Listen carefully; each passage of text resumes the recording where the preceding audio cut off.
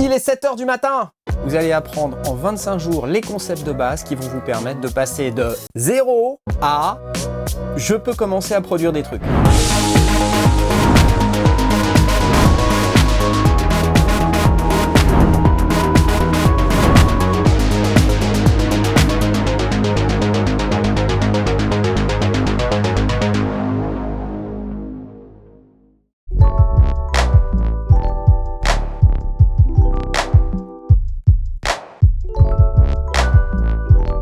Salut, il est 7 h du matin. Non, c'est pas vrai, c'est pas du tout le matin. Ces vidéos sont une vaste fumisterie. C'est pas grave. Maintenant qu'on s'est routé de l'audio dans live, on va peut-être réussir à en enregistrer. Bah oui, faire de la musique, ça peut être aussi jouer d'un instrument. Un instrument... Je sais. La belle de Cadix a des yeux. Non. Cette guitare a la surprise de sa vie. Quoi? Ouais, je joue de la guitare aussi. L'idée, c'est de regarder comment on fait pour enregistrer de l'audio, parce que ça peut être utile quand même. Pour ça, rien de plus facile, on va dans Audio, on configure ses entrées. Moi ici, ma guitare, elle est sur l'entrée numéro 2.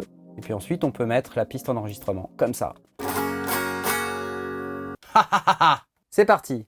Votre attention s'il vous plaît. Les scènes qui vont suivre vont mettre en scène un personnage tentant vainement de jouer de plusieurs instruments de musique sans succès. La production vous informe que cette situation correspond à 99,9% à celle de nombreux home studistes.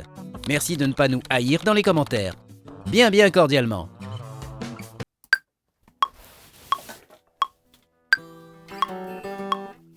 Raté. Raté.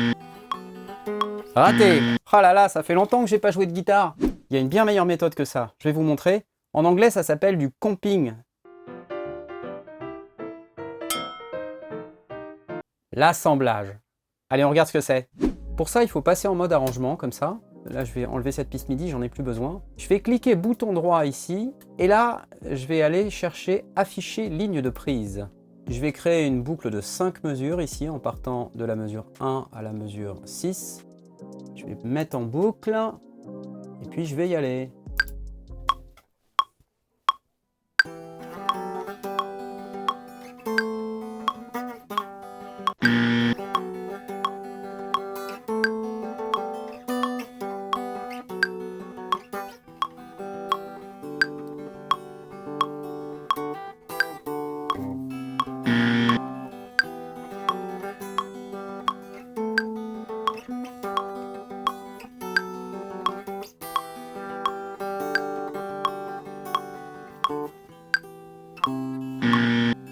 Oh là là là là, elle est nulle celle-ci. Je la vire. T'es viré!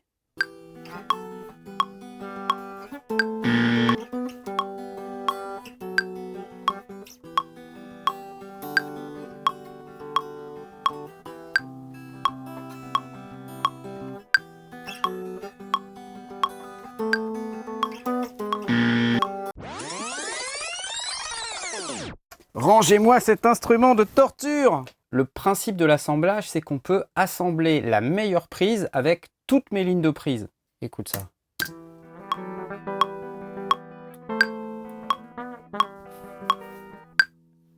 On est d'accord que les premières, elles n'étaient pas super.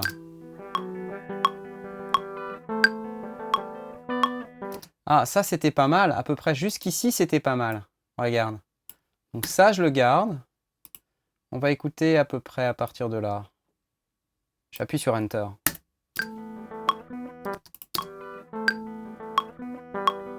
Non.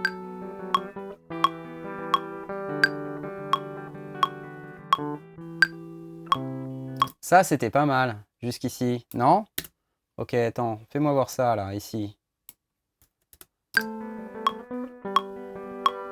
Non, non, non. Ça? Non. Je crois que je tiens la bonne.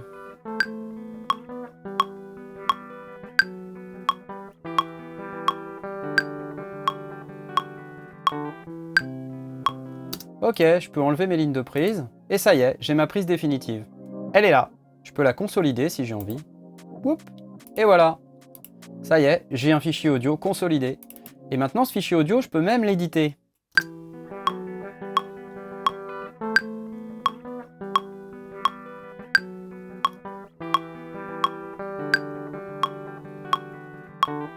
Alors là, déjà, je trouve qu'il y a un truc qui va pas.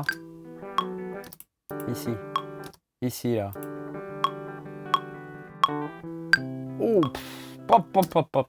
Je vais vous montrer comment warper un fichier. Il n'est pas tout à fait dans le temps, il n'est pas tout à fait exactement comme je le voudrais. Je crois que je vais pouvoir faire quelque chose. Je peux jouer à certains endroits du fichier audio. Quand je mets ma souris là sur cet endroit, vous voyez. Là aussi. Ici aussi. Alors, je ne sais pas si vous voyez, mais quand je passe la souris là, ici, il y a des petits objets qui apparaissent là, vous voyez? Petit objet gris qui apparaît. Je peux double-cliquer dessus, ça me fait un espèce de truc jaune là. Et en fait, ça, c'est des points de warping. Ce qui se passe, c'est que je peux prendre ce point de warping et je peux décaler, si j'ai envie, le fichier audio pour faire à peu près n'importe quoi. Ce que j'aime bien faire, c'est mettre des points de warping avant et après les endroits que je veux éditer. Ah là là, là, c'est pas super. Décaler un tout petit peu ça. Donc, je mets des points de warping un peu partout pour pouvoir remettre tout ça bien dans le temps. Ok, fais voir. Ouais, et ça, est-ce que je peux pas le décaler ici? Ouais. Oh, bien. Fais voir ce que ça donne d'ici.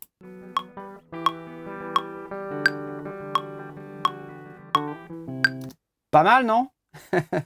Et une fois que j'ai fait ça, je peux commencer à travailler. Ce que je peux faire, c'est que je peux prendre ça et puis le tirer, appuyer sur tabulation et le poser ici dans un clip. Ah, c'est pratique. Et ouais, ça marche aussi. Bon, j'ai rajouté un Guitar X6 avec un compresseur, un delay et un match cabinet.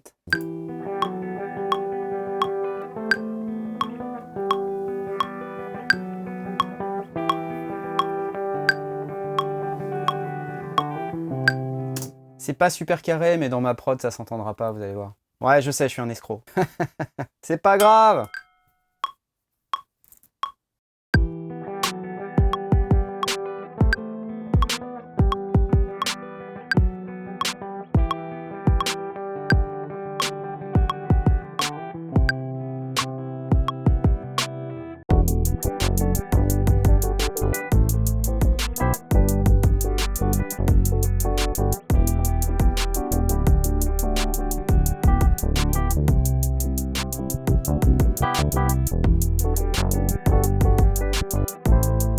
Bon, j'ai enregistré de la guitare, je l'ai à peu près mixé, j'ai enregistré un instrument virtuel, un petit piano tech avec un piano électrique super sympa. J'ai le début d'un projet plutôt cool, qu'est-ce que vous en pensez, non?